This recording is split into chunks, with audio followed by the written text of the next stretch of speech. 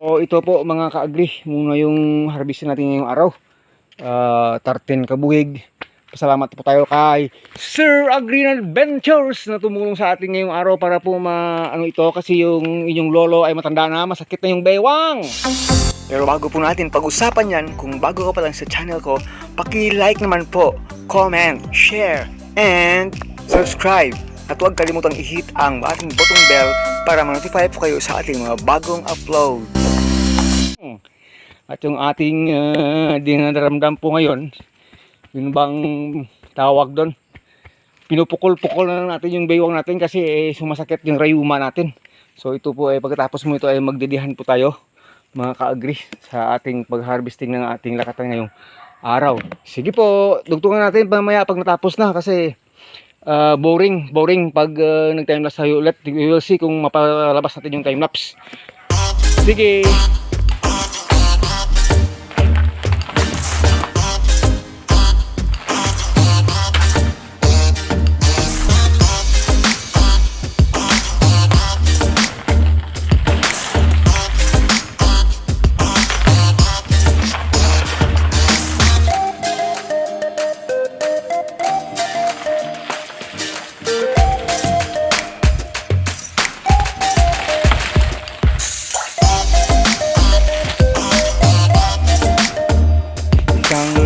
Mapagpalang araw ng agri. Yung araw po ay mag-harvest po tayo ng ating mga lakatan. Po yan ay tawag mag-inspect mo tayo dito kasi may mga pag dito kasi may tama nagbansit at ito po nag-replace na tayo, replant na baka kasi mayroon pa naman may tama. Pero today po ay mag-harvest po tayo, mayroon po tayo mga babagingin na mga bunga. Yun po, hindi ko na maabutan yung ibang trabaho. Tingnan natin dito kasi napaka-importante po mag-checking. Lalo na po dito sa mga huling pinagtanan natin dito na lakatan natin dito para po masundan natin yung magiging problema kung mayroon man ay maagapan ka agad. Ano ba itong nangyari dito? Bakit ito? Okay. Nasira yata ng hangin. Tama dito.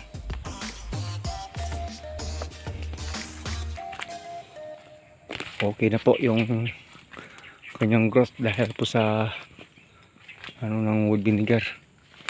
Ito suspected ko may tama ng banchita po. Ito po. Yan yung suspected ko dyan sa isa yan. Kaya kailangan na ma-check talaga para maagapan ng mas maaga, hindi tayo pagpalaganap ng sakit. Yun po yung mga ginagawa natin. Yun po isa suspected ko, may tama na yun. Nag-uumpisa nang magpakita yung kanyang kanyang mga signs hanggang doon sa dulo. Baka mayroon tayo dito po biglang sumikip na after 2 weeks na nalagyan ng wood vinegar. Iba na talaga yung tsura. Puspusan yung paglabas ng mga bagong dahon, bagong usbong niya mga ka-agri. So far wala na dito, parang meron pa dito mag-little plant aray. Ito po palabas talaga ito.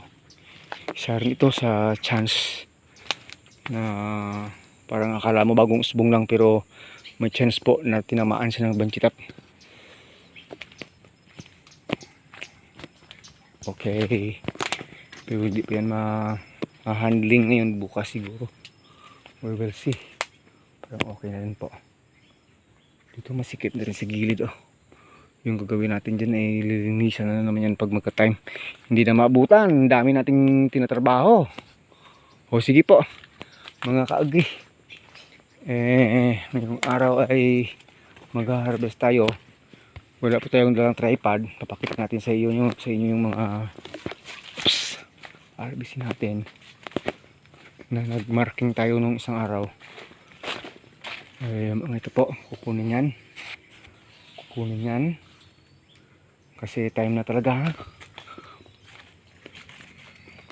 Palaging umuulan, hindi din tayo makakadalanan ng tayo lang, talagang ipapahauling yan sa kalabaw at karosa.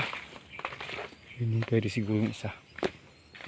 May nakita po tayong ibang dito na ano, pwede. Alanganin yung iba. Ito, yan po, kukunin na yan. Ito, kunin na rin to. At yan po sa ating second area, may pwede nang makuha doon isang puno or dalawang puno. Pwede na po, ma-harvest talaga. So, yan na po itsura ng ating second area, no? Parang ganda na tingnan pag puro na lang plastic eh. Parang sarap tingnan, oh. Pag ganyan na lang yung mga saging mo, nagbubunga na halos lahat na puro na lang plastic. Wow na wow mga kaagri.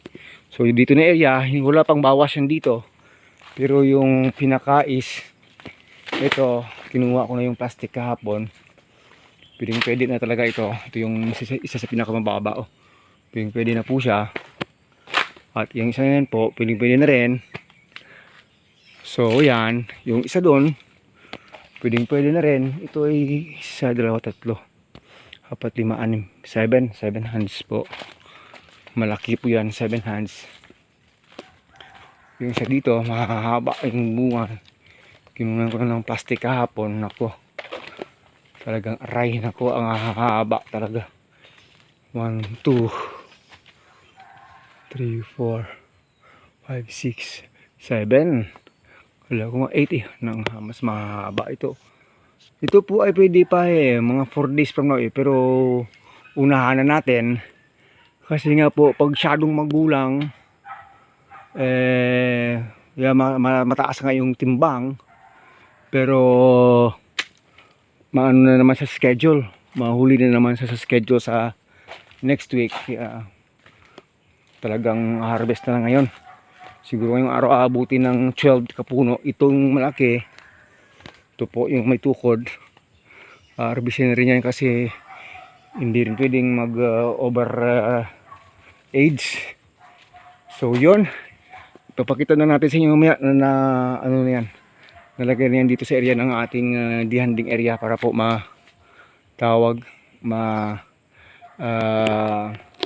isako na rin kasi papahakot natin sa kalabaw yan. Wala tayong magagawa talaga. O sige po.